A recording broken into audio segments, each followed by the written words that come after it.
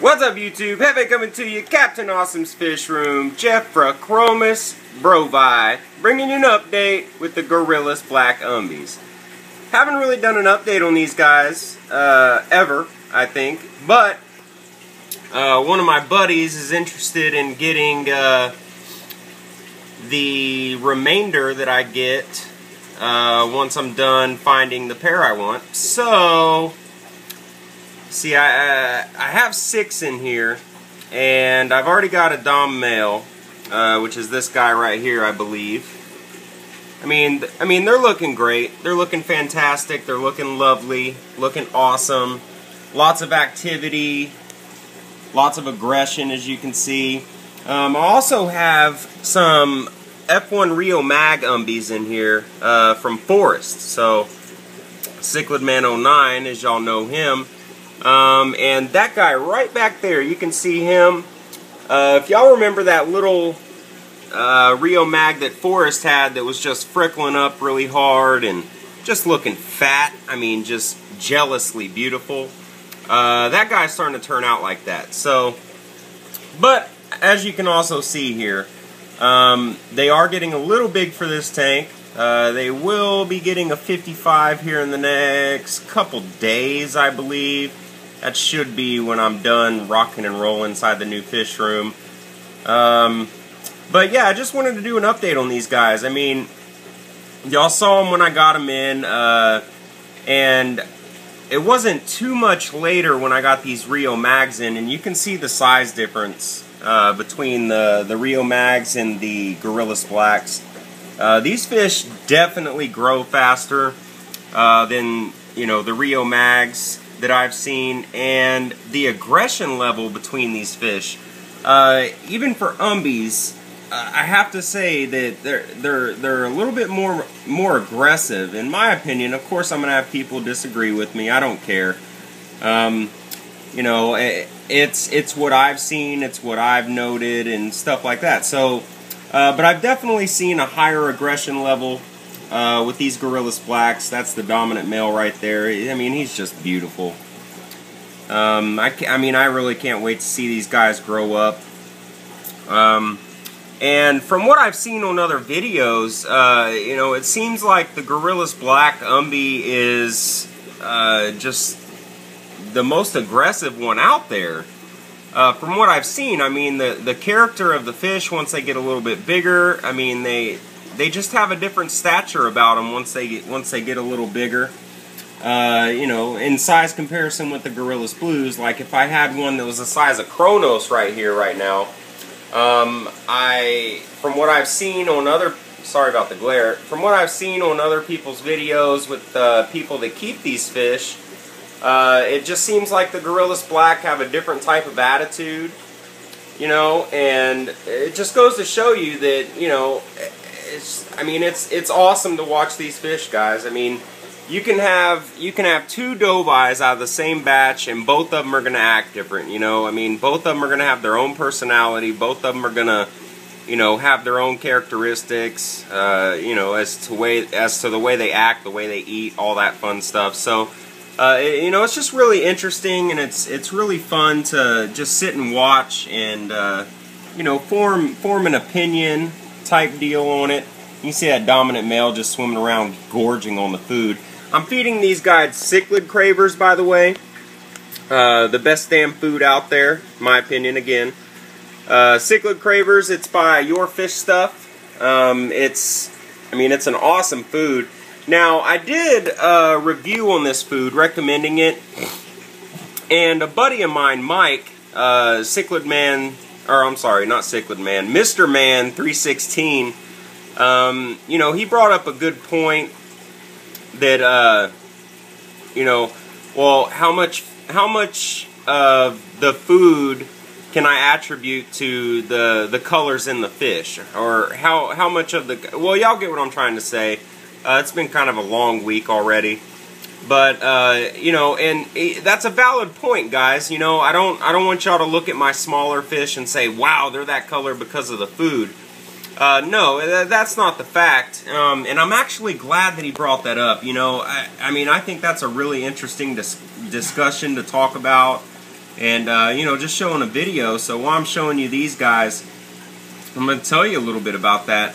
The color on fish has a lot to do with genetics. You know, that's why you'll find people out there that breed these Festae.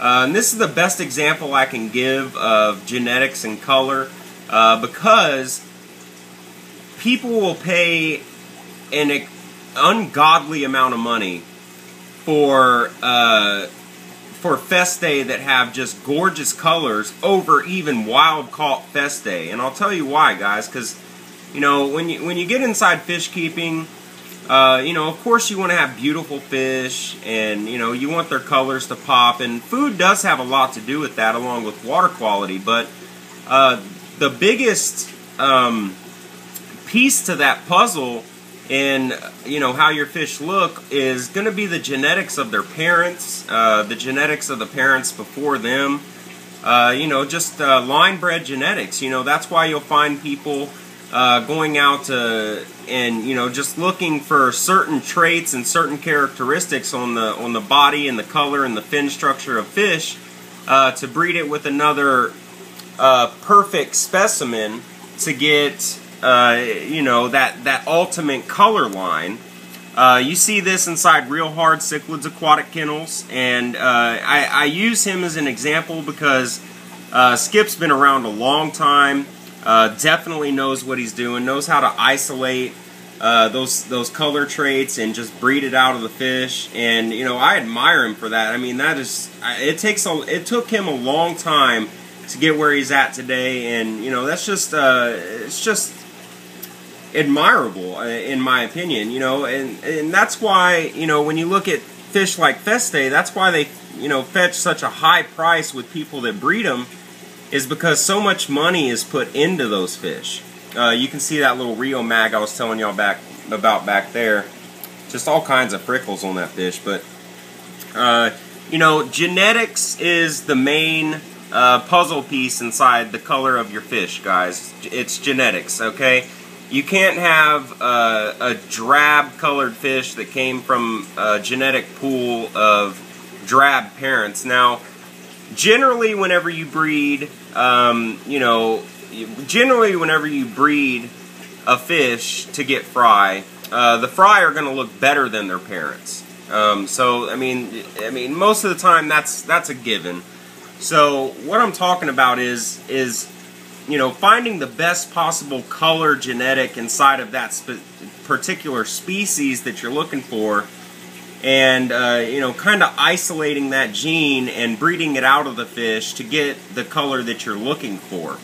You know, you see this a lot inside the hybrids too, is, you know, people want a fish that have the body structure of this fish, but the color of that fish and the finnage of this fish. So, you know, it takes a long time to get, you know, to get to where you're going with that, but the point of that story is, you know, genetics play a huge role inside the color of your fish, you know, more so than food. But when you come down to bringing out those colors of the colors of those fish, that's when you start looking at the water quality they're in and the food that they're eating, okay? To bring out the best possible color in your fish, you got to feed them, you know, what you think is the best food. Now, of course, I mean, I can give you recommendations all day. All of y'all know I use Your Fish Stuff food. You know, Hikari's another good brand. New Life Spectrum if you want to go even better.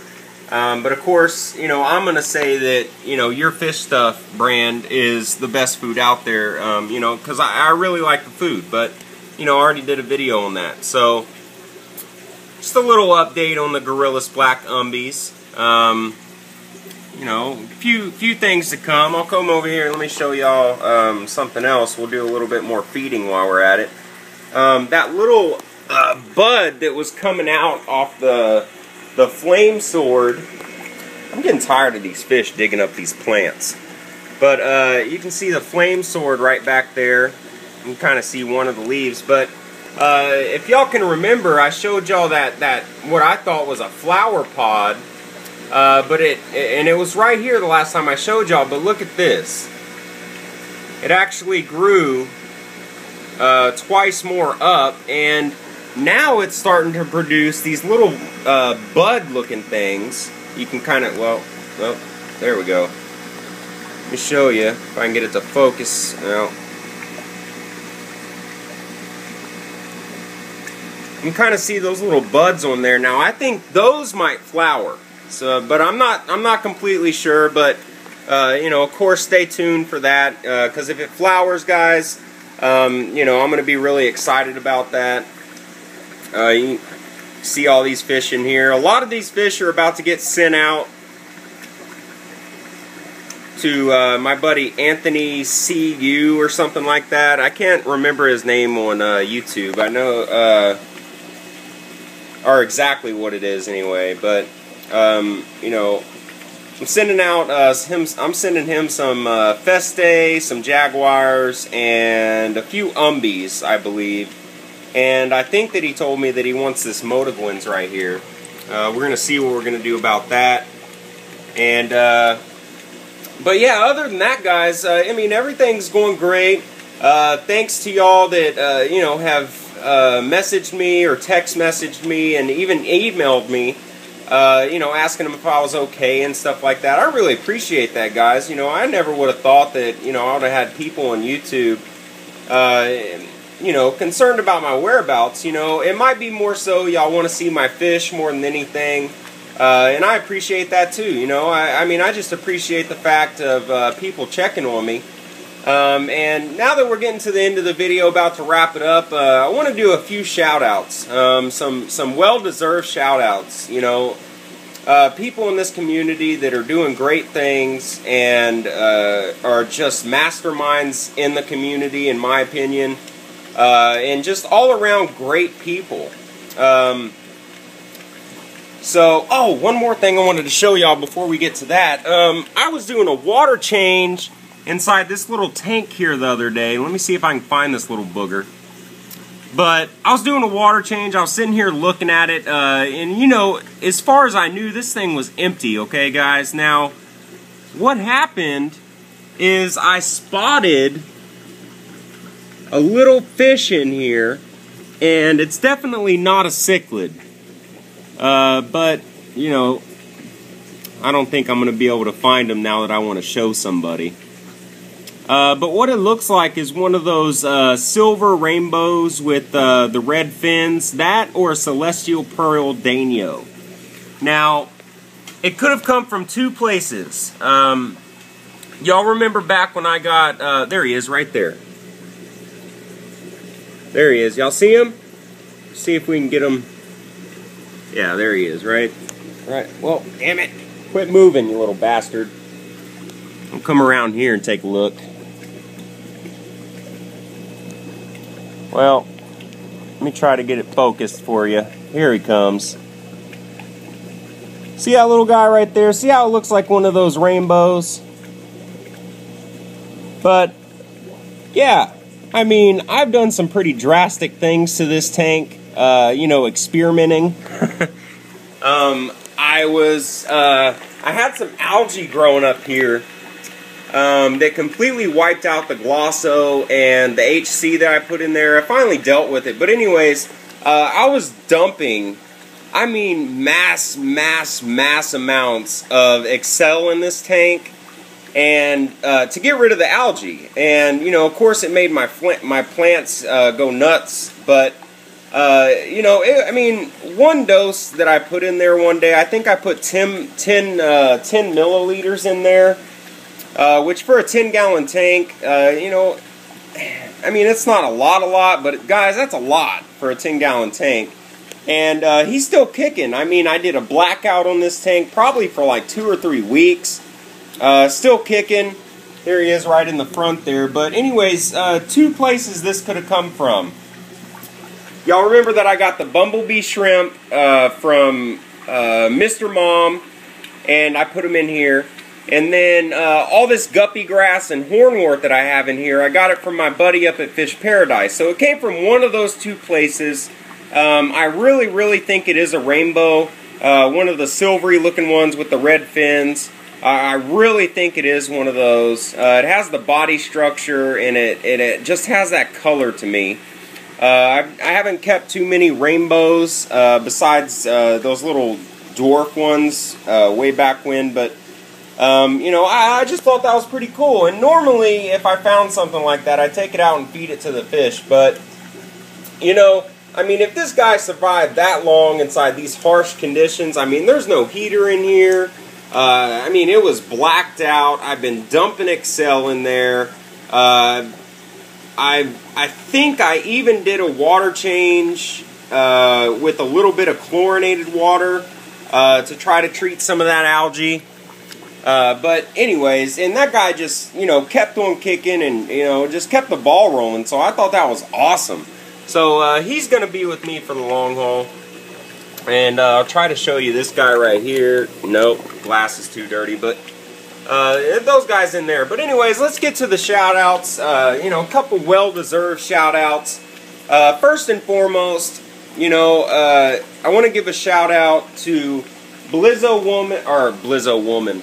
There's a W at the end of the name. That's why I always almost say that. But Blizzo Man 1. Okay, that's BLIZOWMAN 1. I'll put the link inside the description to his YouTube channel, guys.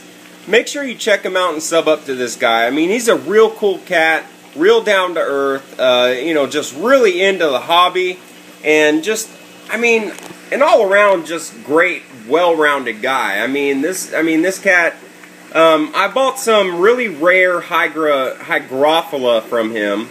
It's Hygrophila brown or Hygrophila Thai. As you can see it right there. It's a beautiful plant. It's really rare. I think you get it off of eBay for like 10 or 11 bucks a stem the last time I looked, but you can see it real good right there beside that jag.